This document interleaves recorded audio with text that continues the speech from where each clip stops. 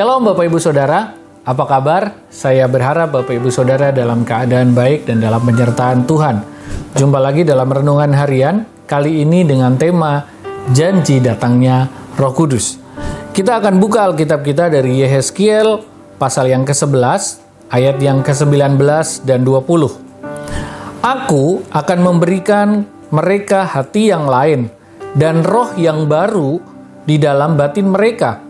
Aku juga akan menjauhkan dari tubuh mereka hati yang keras dan memberikan mereka hati yang taat, supaya mereka hidup menurut segala ketetapanku dan peraturan-peraturanku dengan setia.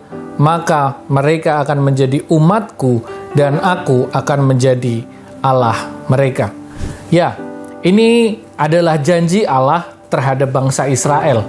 Ya, kita tentu tahu bahwa bangsa Israel disebut Tuhan sebagai bangsa yang keras hati, bangsa yang tegar tengkuk. Kita bisa membacanya dalam Yesaya 48 ayat yang keempat. Oleh karena aku tahu, kata Tuhan, bahwa engkau tegar tengkuk, keras kepala dan berkepala batu. Jadi ini statement tentang bangsa Israel yang tegar tengkuk itu datangnya dari Tuhan. Namun gini, di atas bangsa yang tegar tengkuk tadi, Tuhan Allah memberikan janji untuk perubahan kehidupan mereka. Tuhan berjanji akan memberikan hati yang baru dan roh yang baru. Supaya apa?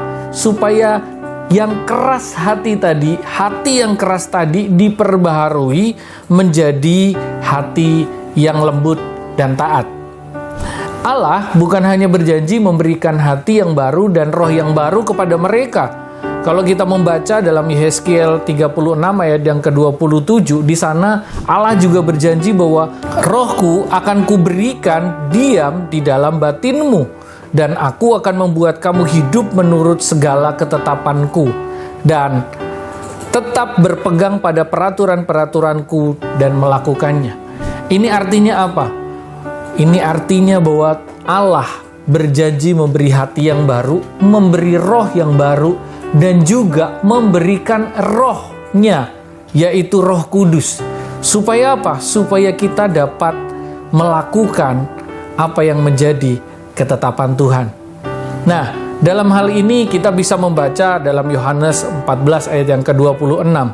Roh Allah, yaitu Roh Kudus, adalah penghibur yang akan mengajarkan segala sesuatu kepada kita dan akan mengingatkan kita tentang semua yang dikatakan oleh Allah. Oleh sebab itu, kita dapat mengerti bahwa peran Roh Kudus begitu penting dalam kehidupan yang baru, kehidupan kita di dalam Kristus. Roh Kudus mengajar, Roh Kudus juga mengingatkan kita segala sesuatu yang difirmankan Allah. Bahkan dalam Yohanes 16 ayat yang ke-13, di sana Roh Kudus adalah roh kebenaran yang akan menuntun kita kepada seluruh kebenaran. Itu adalah janji pemulihan terhadap bangsa Israel yang tegar tengkuk. Sebenarnya, kondisi bangsa Israel yang tegar tengkuk dan keras hati sebenarnya sedang menggambarkan kondisi manusia, kondisi kita yang berdosa dan tegar tengkuk. Tetapi Tuhan berjanji Dia akan memberikan Roh Kudusnya kepada kita. Dan hal itu bukan hanya Dia berjanji, tetapi Dia menebus manusia yang berdosa itu melalui kematiannya di kayu salib. Dan Dia juga bangkit pada hari yang ketiga. Dan olehnya kita semua dilahirkan kembali oleh kebangkitan Yesus. Dan bukan hanya itu saja, pada hari Pentakosta Dia mencurahkan Roh Kudusnya. Itu artinya apa? Yang tadinya Roh Kudus dijanjikan, oleh karena Kristus sekarang telah dicurahkan kepada kita semua. Jadi hari ini hidup kita bukan hanya memiliki hati yang baru, bukan hanya memiliki roh yang baru, tetapi kita juga memiliki Roh Kudus. Roh Kudus tinggal di dalam hati kita. Roh Kudus itulah yang mengajar kita segala sesuatu, mengingatkan kita tentang firman-Nya, dan juga menuntun kita kepada seluruh kebenaran. Mari terus hidup bersama dengan Roh Kudus, berkarya bersama Roh Kudus. Immanuel.